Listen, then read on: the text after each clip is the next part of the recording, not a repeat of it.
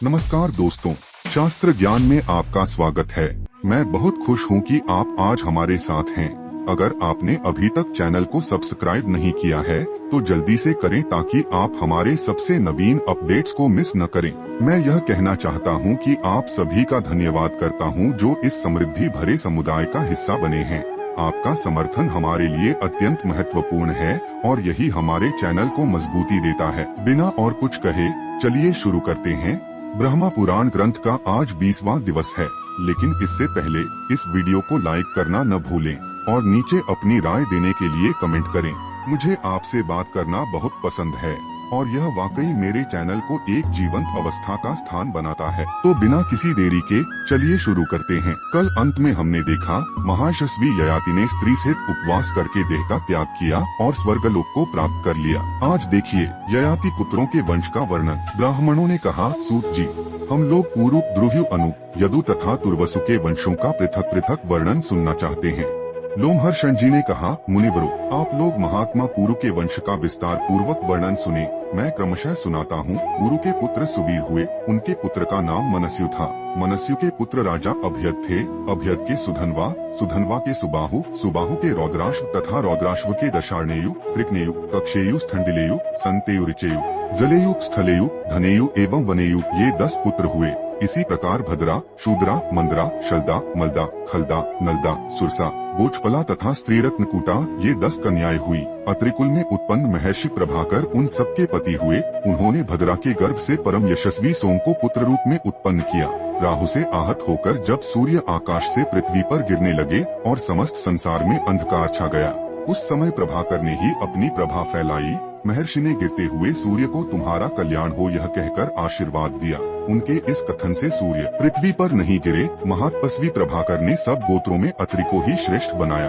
अत्रि के यज्ञ में देवताओं ने उनके बल की प्रतिष्ठा की। उन्होंने रौद्राश्व की कन्याओं से 10 पुत्र उत्पन्न किए जो महान सत्वशाली तथा उग्र तपस्या में तत्पर रहने वाले थे। वे सभी वेदों के पारंगत विद्वान तथा गोत्र प्रवर्तक हुए। स्वस्त्यात्रेय नाम से उनकी ख्याति हुई। कक्षेयु के सभानर, चाक्षुष तथा परमन्यु, ये 3 महारथी पुत्र हुए। सभानर के पुत्र कालानल तथा कालानल के धर्मज्ञ सृंजय हुए। सृंजय के पुत्र वीर राजा पुरंजय थे। पुरंजय के पुत्र का नाम जन्मेजय हुआ। जन्मेजय के पुत्र महाशाल थे जो देवताओं में भी विख्यात हुए और इस पृथ्वी पर भी उनका यश फैला था। महाशाल के पुत्र महामना के नाम से विख्यात थे। देवताओं ने भी उनका सत्कार किया था। उन्होंने धर्मज्ञ कुशीनर तथा महाबली तितिक्षु, ये 2 पुत्र उत्पन्न किए। कुशीनर की 5 पत्नियां थीं जो राजर्षियों के कुल में उत्पन्न हुई थीं। उनके नाम इस प्रकार हैं, नृगा, कृमि, नवा, दर्वा तथा दृषद्वती। उनसे कुशीनर के 5 पुत्र हुए। नृगा के पुत्र नृग थे। कृमि के गर्भ से कृमि का ही जन्म हुआ था। नवा के नव तथा दर्जा के सुव्रत हुए। दृषद्वती के गर्भ से कुशीनर कुमार शिबि की उत्पत्ति हुई। शिबि को शिबिदेश का राज्य मिला। नृग के अधिकार में यौधेय प्रदेश आया। नव को नवराष्ट्र तथा कृमि को कृमिलापुरी का राज्य प्राप्त हुआ। सुव्रत के अधिकार में अम्बष्ट देश आया। शिबि के विश्वविख्यात 4 पुत्र हुए, वृषदर्भ, सुवीर, केकय तथा मद्रक। उनके समृद्धिशाली जनपद उन्हों के नाम से प्रसिद्ध हुए। अब महामना के दूसरे पुत्र तितिक्षु की संतानों का वर्णन किया जाता है। तितिक्षु पूर्व दिशा के राजा थे। उनके पुत्र महापराक्रमी उपद्रत हुए। उपद्रत के पुत्र फेन, फेन के सुप्पा तथा सुप्पा के बलि हुए। राजा बलि सोने का तर्कस रखते थे। वे बहुत बड़े योगी थे। उन्होंने इस भूतल पर वंश की वृद्धि करने वाले 5 पुत्र उत्पन्न किए। उनमें सबसे पहले अंग की उत्पत्ति हुई। तत्पश्चात क्रमशः वंग, सुष, पुंड्र तथा कलिंग उत्पन्न हुए। ये सब लोग बाले क्षत्रिय कहलाते हैं। बलि के कुल में वाले ब्राह्मण भी हुए जो वंश को वृद्धि करने वाले थे। ब्रह्मा जी ने प्रसन्न होकर बलि को यह वर दिया कि तुम महायोगी होगे। 1 कल्प की तुम्हारी आयु होगी। बल में तुम्हारी समानता करने वाला कोई न होगा। तुम धर्म तत्व के ज्ञाता होगे। संग्राम में तुम्हें कोई जीत न सकेगा। धर्म में तुम्हारी प्रधानता होगी। तुम तीनों लोकों की देखभाल करोगे। सर्वत्र श्रेष्ठ माने जाओगे और चारों वर्णों को मर्यादा के भीतर स्थापित करोगे। भगवान ब्रह्मा जी के यूं कहने पर बलि को बड़ी शांति मिली। वे दीर्घ काल के बाद मरकर स्वर्ग को गए। उनके 5 पुत्रों के अधिकार में जो जनपद थे उनके नाम इस प्रकार हैं, अंग, वंग, सुह्य, कलिंग और पुंड्रक। अब अंग की संतान का वर्णन करता हूँ। अंग के पुत्र महाराज दधिवाहन हुए। दधिवाहन के पुत्र राजा दिविरथ, दिविरथ के इंद्रतुल्य पराक्रमी और विद्वान धर्मरथ तथा धर्मरथ के पुत्र चित्ररथ हुए।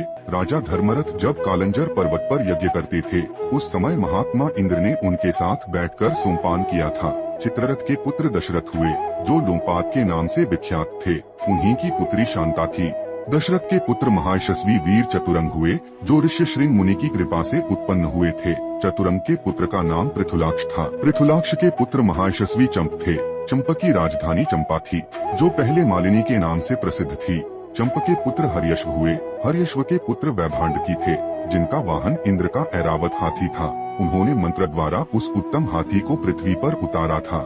हर्यश्व के पुत्र राजा भद्ररथ हुए। भद्ररथ के बृहत्कर्मा के बृहद्दर्भ और बृहद्दर्भ से बृहन्मना की उत्पत्ति हुई थी। महाराज बृहन्मना ने जयद्रथ नामक पुत्र उत्पन्न किया। जयद्रथ के दृढ़रथ के विश्वविजयी जन्मेजय, उनके पुत्र वैकर्ण के विकर्ण तथा विकर्ण के 100 पुत्र हुए, जो अंगवंश का विस्तार करने वाले थे। वे सब अंगवंशी राजा बतलाए गए, जो सत्यव्रती, महात्मा, पुत्रवान तथा महारथी थे। अब रौद्राश्व कुमार राजा ऋचेयु के वंश का वर्णन करूंगा। सुनो। ऋचेयु के पुत्र राजा मतिनार हुए। मतिनार के 3 बड़े धर्मात्मा पुत्र थे, वसुरोध, प्रतिरथ और सुबाहु। ये सभी वेदवेत्ता तथा सत्यवादी थे। मतिनार की एक कन्या भी थी, जिसका नाम इला था। वह ब्रह्मवादिनी थी। उसका विवाह तंसु से हुआ। तंसु के पुत्र राजर्षि धर्मनेत्र हुए। इनकी स्त्री उपदानवी थी। उपदानवी से उन्होंने 4 पुत्र उत्पन्न किए, दुष्यंत, सुष्मंत, प्रवीर और अनाथ। दुष्यंत के पुत्र पराक्रमी भरत हुए, जो सर्वदमन के नाम से विख्यात थे। उनमें 10,000 हाथियों का बल था। वे शकुंतला के गर्भ से उत्पन्न चक्रवर्ती राजा थे। उन्हीं के नाम पर इस देश को भारतवर्ष कहते हैं। अंगिरानंदन बृहस्पति जी के पुत्र महामुनि भरद्वाज ने भरत से पुत्रोत्पत्ति के लिए बड़े बड़े यज्ञों का अनुष्ठान कराया। इसके पहले पुत्र जन्म का सारा प्रयास व्यर्थ हो चुका था। अतः भरद्वाज के प्रयत्न से जो पुत्र उत्पन्न हुआ, उसका नाम वितत हुआ। वितत के जन्म के बाद राजा भरत स्वर्गवासी हो गए। तब भरद्वाज जी वितत को राज्य पर अभिषिक्त करके वन में चले गए। वितत ने 5 पुत्र उत्पन्न किए, सुहोत्र, सुहोता, गय, गर्ग तथा महात्मा कपिल। सुहोत्र के 2 पुत्र थे, महासत्यवादी काशिक तथा राजा गृत्समति। गृत्समति के पुत्र ब्राह्मण, क्षत्रिय और वैश्य तीनों वर्णों के लोग हुए।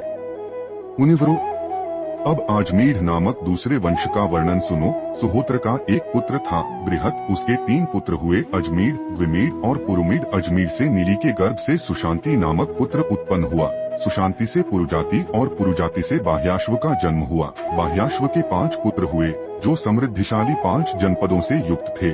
उनके नाम यूँ हैं, मुद्रल, सृंजय, राजा बृहदिषु, पराक्रमी यवीनर तथा त्रिमिलाश्व।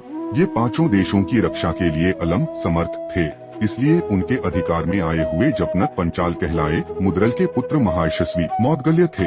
महात्मा सृंजय के पुत्र पंचजन हुए। पंचजन के सोमदत्त, सोमदत्त के सहदेव और सहदेव के सोमक हुए। सोमक के पुत्र का नाम जंतु था, जिसके 100 पुत्र हुए। उन सब में छोटे पृषद थे, जिनके पुत्र द्रुपद हुए। ये सभी आजमीढ़ तथा सोमक क्षत्रिय कहलाते हैं। अजमीढ़ के एक और पत्नी थी, जिनका नाम था धूमिनी। रानी धूमिनी बड़ी पतिव्रता थी।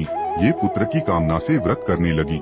10,000 वर्षों तक अत्यंत दुष्कर तपस्या करके उन्होंने विधिपूर्वक अग्नि में हवन किया तथा पवित्रता पूर्वक नियमित भोजन करके वे अग्निहोत्र के कुशों पर ही लेट गयीं। उसी अवस्था में राजा अजमीढ़ ने धूमिनी देवी के साथ समागम किया। इससे ऋक्ष नामक पुत्र की उत्पत्ति हुई।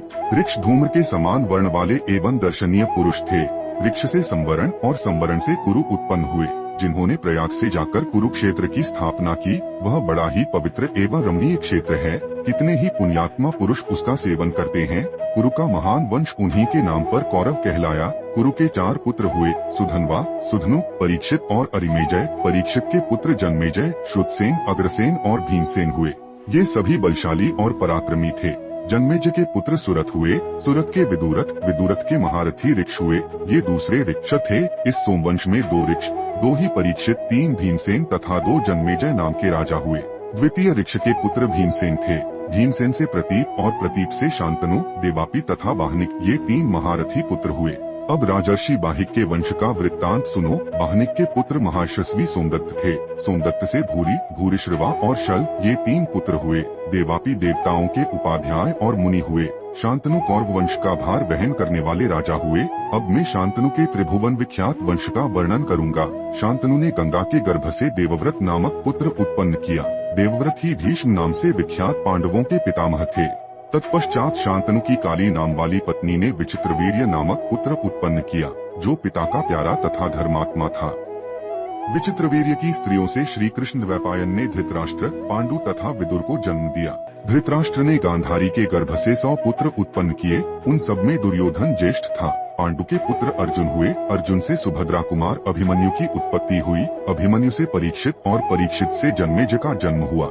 जन्मेजय के काश्या नाम की पत्नी से चंद्रापीड़ तथा सूर्यापीड़ नामक 2 पुत्र हुए। उनमें सूर्यापीड़ मोक्ष धर्म के ज्ञाता थे। चंद्रापीड़ के महान धनुर्धर पुत्र थे। ये सब इस पृथ्वी पर जन्मेजय क्षत्रिय के नाम से प्रसिद्ध हुए। उन 100 पुत्रों में सबसे बड़ा सत्यकर्ण था, जो हस्तिनापुर में रहा करता था। महाबाहु सत्यकर्ण प्रचुर दक्षिणा देने वाले थे। सत्यकर्ण के पुत्र प्रतापी श्वेतकर्ण हुए। वे पुत्र होने के कारण तपोवन में चले गए। वहाँ सुचारु की पुत्री मालिनी, जो यदुकुल में उत्पन्न हुई थी, वन में आई थी। उसने श्वेतकर्ण से गर्भ धारण किया। उस गर्भ के स्थापित हो जाने पर राजा श्वेतकर्ण पहले के किए हुए संकल्प के अनुसार महाप्रस्थान को चले। अपने प्रियतम को जाते देख मालिनी भी उनके पीछे लग गई। मार्ग में उसने एक सुकुमार शिशु को जन्म दिया, किंतु उसको भी छोड़कर वह पतिव्रता पति के पीछे चल दी। नवजात शिशु पर्वत की घाटी पर रो रहा था। तब उस पर कृपा करने के लिए आकाश में मेघ प्रकट हो गए। श्रविष्ठा के 2 पुत्र थे, पलादी और कौशिक। वे दोनों उस शिशु को देख दया से द्रवीभूत हो गए। उन्होंने उसे उठाकर जल से धोया और रक्त में डूबे हुए उसके पार्श्व भाग को शिला पर रगड़कर साफ किया। रगड़ने पर उसकी दोनों पसलियां बकरे की भांति श्याम वर्ण की हो गयीं। इसलिए उन दोनों ने उस बालक का नाम अजपार्श्व रख दिया। उसे रेमक की शाला में 2 ब्राह्मणों ने पाल पोस कर बड़ा किया। रेमक की पत्नी ने अपना पुत्र बनाने के लिए उसे गोद ले लिया। तब से वह रेमकी का पुत्र माना जाने लगा। दोनों ब्राह्मण उसके सचिव हुए। उन सबके पुत्र और पौत्र एक ही समय में समान आयु वाले हुए। यह महात्मा पांडवों का पौरव वंश बतलाया गया। नहुषंदन ययाति ने अपनी वृद्धावस्था का परिवर्तन करते समय अत्यंत प्रसन्न हो यह उद्वार प्रकट किया था। संभव है यह पृथ्वी, चंद्रमा, सूर्य और ग्रहों के प्रकाश से रहित हो जाए, किंतु पौरववंश से सूनी यह कभी नहीं होगी। इस प्रकार मैंने राजा पुरु के विख्यात वंश का वर्णन किया। अब तुर्वसु, द्रुह्यु, अनु और यदु के वंश का वर्णन करूँगा। तुर्वसु के पुत्र वहनी, वहनी के गोभानु, गोभानु के राजा त्रैशानु, शानु के करंधम तथा करंधम के मरुत हुए। अवीक्षित नंदन राजा मरुत इस मरुत से भिन्न है। करंधम कुमार मरुत के कोई पुत्र नहीं था। उन्होंने बहुत दक्षिणा देकर यज्ञ किया। उसमें उन्होंने दक्षिणा के रूप में महात्मा संवर्त को अपनी संयता नाम की कन्या दे दी। तत्पश्चात उन्होंने पूर्ववंशी दुष्यंत को गोद ले लिया। इस प्रकार ययाति के शापवश जब तुर्वसु का वंश नहीं चला, तब उसमें पौरववंश का प्रवेश हुआ। दुष्यंत के पुत्र राजा करुरोम हुए। करुरोम से अहीद की उत्पत्ति हुई। अहीद के 4 पुत्र हुए, पांड्य, केरल, कोल तथा चोल। दुह्यु के पुत्र बभ्रुसेतु, बभ्रुसेतु के अंगारसेतु और अंगारसेतु के मरुत्पति हुए, जो युद्ध में युवनाश्व कुमार मांधाता के हाथ से मारे गए। अंगारसेतु के पुत्र राजा गांधार हुए, जिनके नाम पर गांधार प्रदेश विख्यात है। गांधार देश के घोड़े सब घोड़ों से अच्छे होते हैं। अनु के पुत्र धर्म, धर्म के द्यूत, द्यूत के वंदु, वंदु के प्रचेता और प्रचेता के सुचेता हुए। ये अनु के वंशज बतलाए गए। यदु के 5 पुत्र हुए, जो देव कुमारों के समान सुंदर थे। उनके नाम हैं सहस्राद, पयोद, प्रोष्टु, नील और अंजिक। सहस्राद के 3 परम धर्मात्मा पुत्र हुए, है तथा वेणुहय। है का पुत्र धर्मनेत्र हुआ। धर्मनेत्र के कार्त और कार्त के साहंज नामक पुत्र हुए। साहंज ने साहंजनी नाम की नगरी बसायो। साहंज का दूसरा नाम महिष्मान भी था। उनके पुत्र प्रतापी भद्रश्रेण्य थे। भद्रश्रेण्य के दुर्गम और दुर्गम के कनक हुए। कनक के 4 पुत्र हुए, जो संपूर्ण विश्व में विख्यात थे। उनके नाम इस प्रकार हैं: कृतवीर्य, कृतौजा, कृतधनवा तथा कृताग्नि। कृतवीर्य से अर्जुन की उत्पत्ति हुई, जो सहस्र भुजाओं से युक्त हो 7 द्वीपों का राजा हुआ। उसने अकेले ही सूर्य के समान तेजस्वी रथ द्वारा संपूर्ण पृथ्वी को जीत लिया था।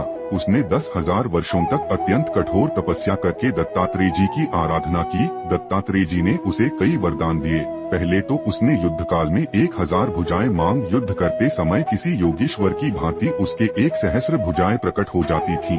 उसने द्वीप, समुद्र और नगरों सहित संपूर्ण पृथ्वी को कठोरता पूर्वक जीता तथा 7 द्वीपों में 700 यज्ञ किए। उन सभी यज्ञों में 1-1 लाख की दक्षिणा दी गई थी। सब में सोने के युग गड़े थे। सोने की ही वेदियां बनी थीं। वहाँ दिव्य वस्त्राभूषणों से अलंकृत देवताओं और गंधर्वों के साथ महर्षिगण भी विमान पर बैठकर सुशोभित होते थे। कार्तवीर्य के यज्ञ में नारद नामक गंधर्व ने इस गाथा का गान किया। अन्य राजा लोग यज्ञ, दान, तपस्या, पराक्रम और शास्त्र ज्ञान में कार्तवीर्य अर्जुन की स्थिति को नहीं पहुंच सकते। वह योगी था, इसलिए 7 द्वीपों में ढाल, तलवार, धनुष बाण और रथ लिए सदा चारों ओर विचरता दिखाई देता था। धर्म पूर्वक प्रजा की रक्षा करने वाले महाराज कार्तवीर्य के प्रभाव से किसी का धन नष्ट नहीं होता था, किसी को रोग नहीं सताता था तथा कोई भ्रम में नहीं पड़ता था। वे सब प्रकार के रत्नों से संपन्न चक्रवर्ती सम्राट थे। वे ही पशुओं तथा खेतों के भी रक्षक थे और वे ही योगी होने के कारण वर्षा करते हुए मेघ बन जाते थे। जैसे शरद ऋतु में भगवान भास्कर अपनी सहस्रों किरणों से शोभायमान होते हैं, उसी प्रकार राजा कार्तवीर्य अर्जुन अपनी सहस्रों भुजाओं से शोभा पाते थे। उन्होंने करकोटक नाग के पुत्रों को जीतकर उन्हें अपनी नगरी माहिष्मतिपुरी में मनुष्यों के साथ बसाया था। वे वर्षा काल में समुद्र में जल क्रीड़ा करते समय अपनी भुजाओं से रोककर उसकी जलराशि के वेग को पीछे की ओर लौटा देते थे। उनकी राजधानी को घेरकर बहने वाली नर्मदा नदी में जब वे जल क्रीड़ा करते समय लौटते थे, उस समय वह नदी अपनी सहस्रों चंचल लहरों के साथ डरती डरती उनके पास आती थी। महासागर में जब वे अपनी सहस्रों भुजाएं पटकते थे, उस समय पाताल निवासी महादैत्य निश्चेष्ट होकर भय से छिप जाते थे। ऊंची उठती हुई उत्ताल तरंगे विचूर्णित हो जाती थीं। बड़े वे मीन और तिमी आदि जल जंतु छटपटाने लगते थे। सागर के जल में फेन जम जाता था। समुद्र बड़ी बड़ी भंवरों के कारण शुद्ध दिखाई देता था। देवताओं और असुरों के डाले हुए मंदराचल पर्वत से क्षीर समुद्र की जो दशा हुई थी, वही दशा वे अपने सहस्र बाहुओं से महासागर की कर देते थे। उस समय मंदराचल के द्वारा समुद्र मंथन की बात सोचकर चकित और अमृतोत्पत्ति से आशंकित हुए बड़े बड़े नाग सहसा ऊपर उछलकर देखते और भयंकर कार्तवीर्य नरेश पर दृष्टि पड़ते ही मस्तक झुकाकर निश्चेष्ट पड़ जाते थे। जैसे संध्या के समय वायु के झोंके से कदलीखंड कांपते हैं, उसी प्रकार वे भी कांपने लगते थे। राजा कार्तवीर्य ने अभिमान से भरे हुए लंकापति रावण को अपने 5 ही बाणों से सेना सहित मूर्छित करके धनुष की प्रत्यंचा से बांध लिया और माहिष्मतिपुरी में लाकर बंदी बना लिया। यह समाचार सुनकर महर्षि पुलस्त्य उनके पास गए। महर्षि के याचना करने पर उन्होंने रावण को मुक्त कर दिया।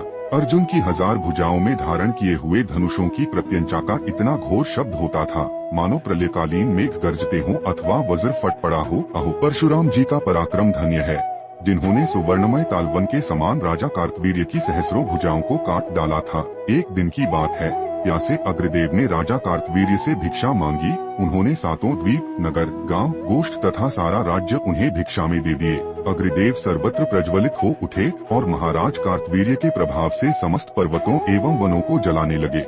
उन्होंने वरुण पुत्र के रमणीय आश्रम को भी जला दिया। पूर्व काल में वरुण ने जिस तेजस्वी महर्षि को अपने पुत्र रूप में प्राप्त किया था, वे वशिष्ठ के नाम से विख्यात हुए। उन्हीं का नाम आपव भी है। महर्षि वशिष्ठ का शून्य आश्रम जलाया गया था, इसलिए उन्होंने शाप दिया, तूने मेरे इस वन को भी जलाए बिना न छोड़ा, आथ तेरे द्वारा यह महान पाप हुआ है। इस कारण मेरे जैसा एक दूसरा तपस्वी ब्राह्मण तेरा वध करेगा। जमद्रिनंदन महाबाहु परशुराम, जो बलवान और प्रतापी हैं, तेरा बलपूर्वक मान मर्दन करके तेरी 1000 भुजाओं को काट डालेंगे और तुझे मौत के घाट उतारेंगे।